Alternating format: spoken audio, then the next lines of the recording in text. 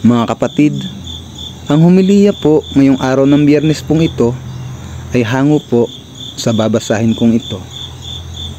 Mateo, Kapitulo 21, versikulo 33 hanggang 43, versikulo 45 hanggang 46. Ang talinhaga tungkol sa ubasan at mga katiwala.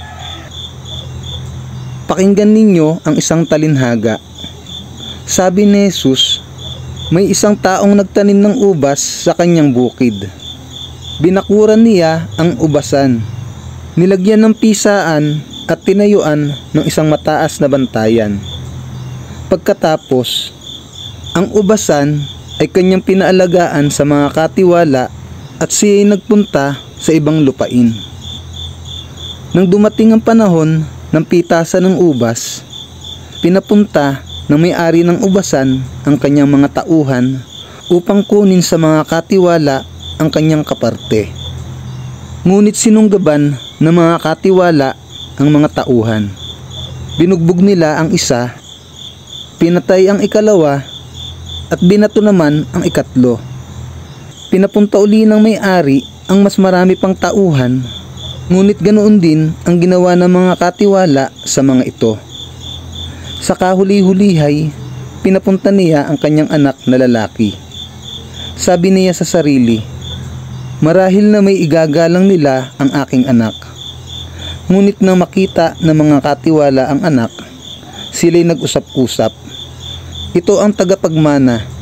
Hali kayo, patayin natin siya upang mapasa atin ang kanyang mamanahin. Kaya't siya'y sinunggaban nila. Inilabas sa ubasan at pinatay. At tinanong sila ni Jesus, pagbalik ng may-ari ng ubasan, ano kaya ang gagawin niya sa mga taong iyon?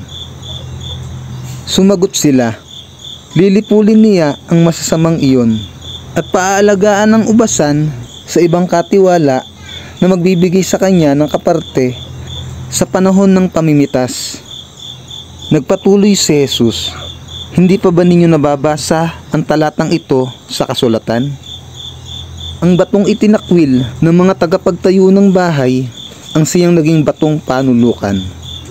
Ginawa ito ng Panginoon at ito'y kahangahangang pagmasdan. Narinig ng mga punong pari at ng mga pariseyo ang mga talinhaga ni Jesus at naunawaan nilang sila ang pinatatamaan niya. Siya'y dadakipin sana nila, ngunit natakot sila sa mga tao, sapagkat kinikilala ng mga ito na si Jesus ay isang propeta. Ang mabuting balita ng Panginoon.